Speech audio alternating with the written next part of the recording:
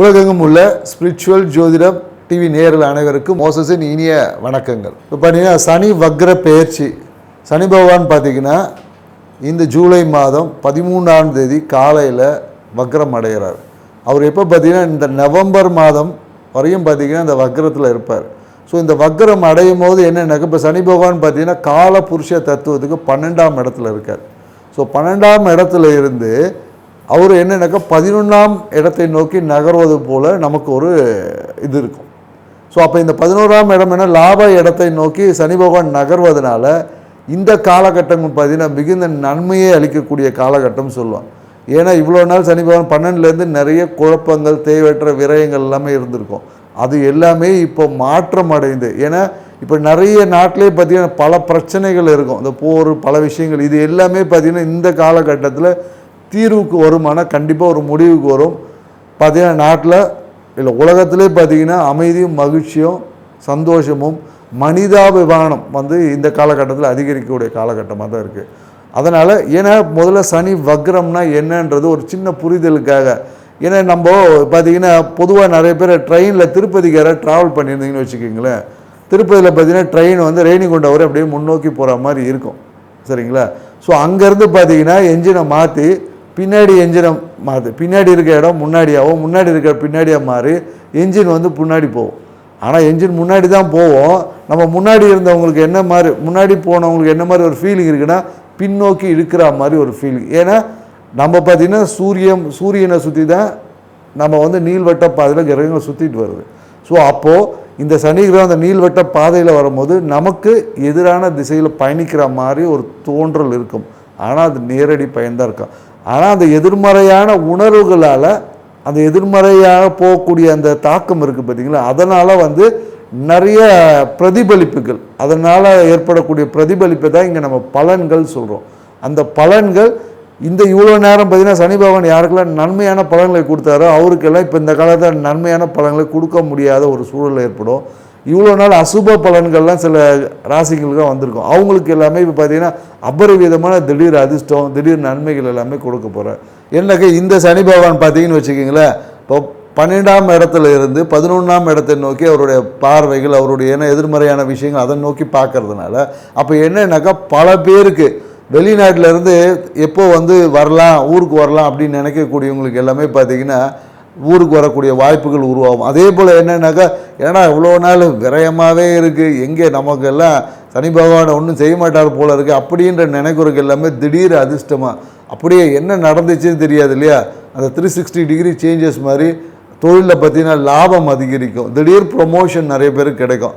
ஏன்னா 11ஆம் இடம் என்பது லாபம் மன மகிழ்ச்சி. ஸோ எதிர்பார்க்காத நிகழ்வுகள் எல்லாமே திடீர் நடக்கும். ஆனால் அந்த விஷயத்திற்கான ஆற்றலை நம்ம ஏன்னா இப்போ ஒரு விஷயம் டாக்டர் ஆனோன்னா எம்பிபிஎஸ் படிக்கணும் இல்லையா, ஸோ அதே போல் தான் இந்த சனி பகவான் கொடுக்கக்கூடிய இந்த பலன்களை பெறறதுக்கான ஆற்றலையும் தகுதியும் நாம் வளர்த்துக்கணும். நம்ம எப்போதும் ஆன்மீகத்தில் சொல்லக்கூடிய ஒரு விஷயம் என்னன்னாக்கா இறைவன் கொடுக்க தயாராக இருக்கார், நம்ம வாங்கிறதுக்கான ஆற்றலை பெருக்கிக்கணும். இப்போ என்னன்னாக்கா இப்போ நமக்கு ஒரு உதவித்தொகையே வேணும்னா பேங்க் அக்கௌண்ட்டில் தான் கவர்மெண்ட் போடுவார், பேங்க் அக்கௌண்ட்டே இல்லை எனக்கு கவர்மெண்ட் உதவித்தொகை கிடைக்கலன்னு சொல்ல முடியாது இல்லையா. அப்போ அதுக்கு முன்னாடி பேசிக் குவாலிஃபிகேஷன் நம்ம பேங்க் அக்கௌண்ட்டை ஓப்பன் பண்ணணும். ஸோ இந்த மாதிரி தான் ஆன்மீகம் என்பது நம்ம என்ன சொல்கிறோம் அப்படின்னா ஒரு 2 நல்ல விஷயத்தை புரியும். ஏன்னா கோயில்கள் எல்லாம் போனீங்கன்னா அப்போ அந்த பிரசாதம் கொடுப்பாங்க, பிரசாதம் ஏன் கொடுக்குறாங்கன்னு கொஞ்சம் யோசித்து பார்த்தீங்கன்னு வச்சிங்களேன், அங்கே இறையருளும் இருக்கும், அதாவது நம்ம சிவத்துக்கு தேவையான ஆற்றலை பூஜை முறையில் இருக்கும், நம்ம உடலை வளர்க்கறதுக்கான உணவையும் கொடுப்பாங்க. அதனால தான் பார்த்திங்கன்னா ஸ்பெசிஃபிக்காக ஒவ்வொரு கோயிலையும் இந்த புளியோதரை லெமன் சாதம் இந்த திருப்பதி போனால் லட்டு இந்த மாதிரி அங்கே உடலும் உயிரும் ஒரு சேர வளரணும். அதை தான் அர்த்தநாரீஸ்வரர் தத்துவமே சொல்லும். ஏன்னா சிவபெருமானே தன் உடம்புல பாதியை சக்தி கொடுத்துருப்பாரு. அப்போ என்னன்னாக்கா இரண்டும் ஒரு சேர வளர்வது தான் அந்த நிகழ்வு முழுமையிடும். அதை தான் பரிகாரத்தில் கூட மோஸ்ட்லி எங்களுடைய வாடிக்கையாளருக்கு நம்ம சொல்வது என்னக்கா இரண்டும் ஆழம் வரையணும் அறிவும் வளரணும்னு சொல்லுவாங்க இல்லையா. ஸோ அதே போல் தான் நம்ம உயிரும் வளரணும், அதே மாதிரி அந்த உயிரான நிற்கக்கூடிய இந்த உடம்பு சரீரம் இதையும் நம்ம வலுவாக வச்சுக்கணும். அதுக்கு தான் சித்தர்கள்லாம் அந்த காய கற்பங்கள்லாம் பண்ணாங்க. ஸோ அதனால் நம்ம இங்கே என்ன சொல்லலாம், பரிகாரம் என்பது இரண்டையும் சம அளவுக்கு மாற்றங்கள் நிகழ்த்தும் போது தான் அந்த பரிகாரம் என்பது முழுமையடையும். அப்போ தான் அந்த காரிய தடை என்பது மேலும் உங்கள் வாழ்க்கை வளர்ச்சிக்கான விஷயம். நாம் இங்கே என்னென்னாக்கா ஒருமனே மந்திரத்தை மட்டும் சொல்லிட்டு போயிட்டே இருக்கோம். ஆனால் வாழ்க்கை முறையில் நம்ம மாறுவதில்லை. நீங்கள் மந்திரங்கள் சொல்வதுமெல்லாம் உங்களுடைய ஆத்ம பலம் வந்து அதிகரிக்கும். அந்த ஆத்ம பலம் செயல்படுவது உங்கள் உடம்புல தானே இருக்கும். அப்போது தேக பலமும் அதிகமாகணும் இல்லையா? அப்போ அதுக்காக தான் சில பார்த்திங்கன்னா நமக்கு அந்த உடல் ரீதியான சில என்ன சொல்லுவாங்க பழக்க வழக்கங்கள், இந்த உடலை பாதுகாத்து உடலை மெயின்டைன் பண்ணக்கூடியது. இந்த இடத்துல கறி சாப்பிடக்கூடாது, இந்த இடத்துல வெஜிடேரியனாக இருக்கணும், சைவ உணவை எடுத்துக்கணும், இந்த மாதிரியான விஷயங்கள் சொல்வது வந்து அந்த அந்த உயிர்த்தன்மையை பேலன்ஸ் பண்ணக்கூடிய உடலும் சப்போர்ட் பண்ணணுன்றதுக்கு தான். ஸோ இதை நம்ம புரிஞ்சு நம்ம ஒவ்வொரு பரிகாரத்தை நீங்கள் செஞ்சு பாருங்கள், கண்டிப்பாக சக்ஸஸ். ஏன்னா என்னுடைய நேர்களுக்கு என்னுடைய வாடிக்கையாளருக்கு நம்ம சொல்வது என்னென்னாக்கா பரிகாரம்னா அது பரிகாரமாக இருக்கணும். சும்மா ஒரு சம்பிரதாயம் மாதிரிலாம் இருக்கக்கூடாது. அந்த நிகழ்வு நடக்கணும்னா இந்த குறிப்பிட்ட நாள் இந்த நிகழ்வு நடக்கணும். அதுக்கான ப்ரிப்பரேஷனில் நம்ம போகும்போது வாழ்க்கை வெற்றியாக இருக்கும். அதே தான் இந்த இந்த சனி பெயர்ச்சிக்கு நம்ம சொல்லுவோம். ஏன்னா சனி வக்ரம் அடைகிறாரு. ஸோ இவருடைய வக்ரம் அடைந்து சில நிறைய ராசிக்கு பார்த்தா நற்பலனை கொடுக்க போகிறாரு. இந்த நற்பலனை பிறகுதான தகுதியை நம்ம வளர்த்துக்கும் போது நம்ம வாழ்க்கை எப்போதும் மகிழ்ச்சியான விஷயமா இருக்குன்றதான் சொல்கிறோம். வாங்க வீடியோக்குள்ளே போகலாம். கடகராசிக்கு பார்த்தீங்கன்னு வச்சிங்களேன், இப்போ தான் பாக்கிய சனியாக போனார். இப்போ தான் 7.5 சனி முடிஞ்சு, சரி அஷ்டம சனி முடிஞ்சு இப்போ தான் பாக்கிய சனியாக மாறிச்சின்னு ஒரு நிம்மதியாக இருந்தேன்.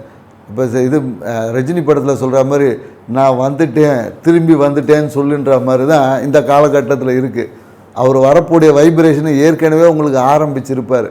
ஏன்னா இப்போ என்னென்னாக்கா இவ்வளோ நாள் என்னடா அது வாழ்க்கை ரொம்ப நிம்மதியாக மகிழ்ச்சியாக போகுது அப்படின்ற ஒரு எண்ணம் இருந்திருக்கும். இப்போ அப்படிலாம் இல்லை, நான் இருக்கேன் அப்படின்னு ஒரு காமிக்கிறதுக்கு சனி பகவான் வந்து ஒரு சின்ன ஒரு கேம் பிளே உங்கள்கிட்ட ஆட போகிறார். ஸோ இந்த கேம் பிளேவை நீங்கள் எப்படி எதிர்கொள்ள போகிறீங்கன்றது தான் உங்களுக்கான டாஸ்க்குங்க.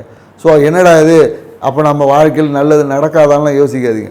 சிறு சிறு தடைகள் தாமதத்தை தாண்டி தான் வெற்றி என்பது இருக்குது. ஏன்னா நீங்கள் இவ்வளோ நாள் பார்த்தீங்கன்னா ஒரு விஷயத்தை முயற்சி செஞ்சு நல்ல ரீதியாக போயிட்டுருக்கோம். திடீர்னு ஒருத்தன் வந்து பிரேக் போடுற மாதிரி அங்கங்கே தடைகள் ஏற்படும். ஸோ இவ்வளோ நாள் கணவன் மனைவி உறவு இப்போ தான் கொஞ்சம் நிம்மதியாக இருக்குமே அப்படின்னும் போது திடீர்னு யாராவது நடுவில் ஒரு 3வது நபர் வந்து குழப்பி விட்டுட்டு போயிடுவாங்க. ஸோ இதனால் தேவையற்ற வாக்குவாதங்கள் கணவன் மனைவி உறவில் ஏற்படுறதுக்கான சாத்தியக்கூறுகள் அதிகமாக இருக்குது. ஸோ மேலும் என்னென்னாக்கா ராகு பகவான் வேறு 8ல் இருக்கார். ஏதாவது ஒரு பேராசையை தூண்டிக்கிட்டே இருப்பார். அடுத்தவங்க காசை எப்படி ஆட்டை போடலாமா அந்த மாதிரியான விஷயங்கள்லாம் இருக்கும். யாராவது உங்களை வந்து அவங்களோட பேச்சாலேயே உங்களை வசீகரித்து உங்களுக்கு பேராசையை தூண்டி உங்கள் காசெல்லாம் ஆட்டையை போடுறது தயாராக இருப்பாங்க. ஸோ இதில் இந்த சனி பகவான் வேறு இப்போ வந்து மறுபடியும் ஒரு தொல்லை கொடுக்குறாருன்னும் போது ரொம்ப எச்சரிக்கையாக இருக்கக்கூடிய ஒரு ராசி யாருன்னா இந்த கடக ராசி தான் சொல்லும். ஏன்னா சனி வக்ர காலத்தில் உங்களுக்கு நன்மை கொடுத்தா மாதிரி இருக்கும், பின்னாடி ஒரு சின்ன பிரச்சனை ஏற்படுத்திட்டு போயிடுவார். அதான் சொல்லுவோம், பால் நழுவி பழத்தில் விழுந்து அந்த பழம் நழுவி பாலில் விழுந்து அந்த பால் கைக்கு தட்டி கீழே போன கதை தான் இப்போ வந்து கடகராசிக்காரங்க. ஸோ அதனால் ஹேண்டில் பண்ணும்போது ரொம்ப பேச்சில் வந்து ரொம்ப கவனம் தேவை, நிதானம் தேவை. ஏன்னா வச்சுங்களேன், நீங்கள் பேசக்கூடிய பேச்சே உங்களுக்கு பிரச்சனையாக மாறிடும். ஸோ அதனால தான் நம்ம பேச்சில் வந்து நிதானம் குறிப்பாக யாருக்காவது வாக்குறுதிகளை கொடுக்குறீங்கன்னா ரொம்ப கவனமாக கொடுங்க. இல்லைன்னா முடியாதுன்னே சொல்லிவிடுங்க, ஒன்றும் உங்களை நினைப்பு. ஏன்னா இந்த கடகராசிக்காரன் இந்த ப்ரெஸ்டீஜுக்காகவே வாக்குறுதியில் கொடுத்து சிக்கிக்கக்கூடிய ஒரு நபர் தான் கடகராசிக்காரங்க.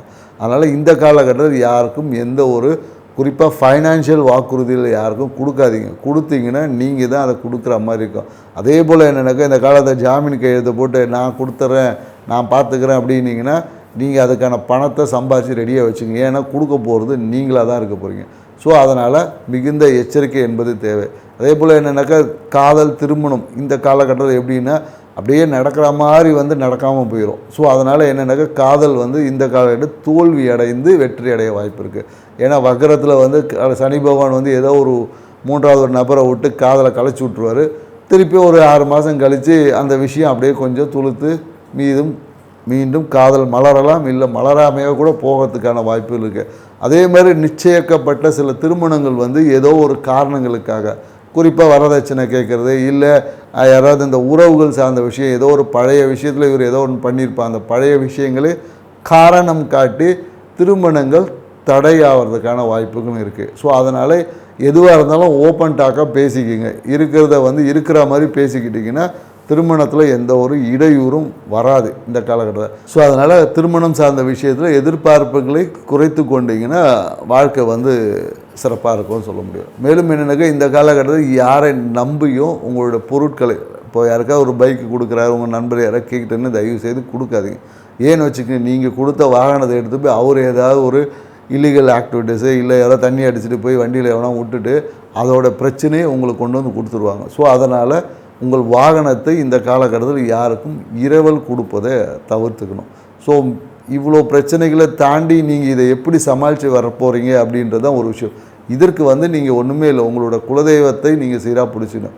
உங்கள் குலதெய்வத்துக்கு வேப்பிலை சாற்றை பார்த்திங்கன்னா எலுமிச்சங்காயை சூளத்தில் சொருவிட்டு வந்தீங்கன்னா, எலுமிச்சங்காய் வந்து அந்த சூளம் இருந்துச்சுன்னா அந்த சூளத்தில் சொருவிட்டு வந்தீங்கன்னா இந்த பிரச்சனைகளிலிருந்து எதிர்கொள்ளக்கூடிய ஆற்றல், பிரச்சனை வராதுன்னு நம்ம சொல்லலை, அந்த பிரச்சனையை சமாளிக்கக்கூடிய ஆற்றல் உங்கள்கிட்ட அபரிவிதமாக பெருகும். அதன் மூலயமா உங்களோட பிரச்சனையோட தாக்கம் வந்து குறையும். ஸோ தடைப்பட்ட விஷயங்கள் எல்லாமே த்ரூவாயிடும். ஸோ அப்போ இது வந்து உங்களுக்கு மகிழ்ச்சியை கொடுக்கக்கூடிய. அதனால் கடகராசிக்காரங்க இந்த காலகட்டத்தில் நீங்கள் குலதெய்வம் கோயில் இல்லைன்னா கூட உங்கள் வீட்டு பக்கத்தில் இருக்க அம்மன் கோயிலில் கூட இதை நீங்கள் செய்யலாம். அம்மனுக்கு வேப்பிலை சாற்றி எலுமிச்சங்காயை, நல்லா புரிஞ்சுங்க, பழத்தை சொல்லலை, எலுமிச்சங்காயை தான் நம்ம சொல்லியிருக்கோம். எலுமிச்சங்காயை நீங்கள் சூளத்தில் சொருகிட்டு வந்தீங்கன்னா உங்கள் வாழ்க்கை சிறப்பாக இருக்கும். அப்படி இல்லைன்னா கூட எலுமிச்சங்காய் ஊறுகாய், இந்த காலகட்டத்தில் நீங்கள் எலுமிச்சங்காய் ஊறுகாய் சாப்பிடும்போது இது வந்து எல்லாருக்கும் உள்ள சனியால் பாதிக்கப்படக்கூடிய அனைத்து நேர்களுக்கும் நம்ம சொல்லக்கூடிய ஒரு விஷயம் என்னென்னாக்கா, எலுமிச்சங்காயில் ஊறுகாய் போடணும். நல்லா புரிஞ்சுக்க, எலுமிச்சம் பழத்தில் ஊறுகாய் போட்டோன்னா சனி தோஷம் நீங்காது. எலுமிச்சங்காயில் ஊறுகாய் போட்டிங்கன்னா அதை சாப்பிட்டுட்டு வந்தீங்கன்னா அங்கே சனியோட தன்மை குறைந்து சுக்கிரனோட தன்மை அதிகமாகும். உங்கள் வாழ்க்கை மகிழ்ச்சியாக இருக்கும். நன்றி, வணக்கம்.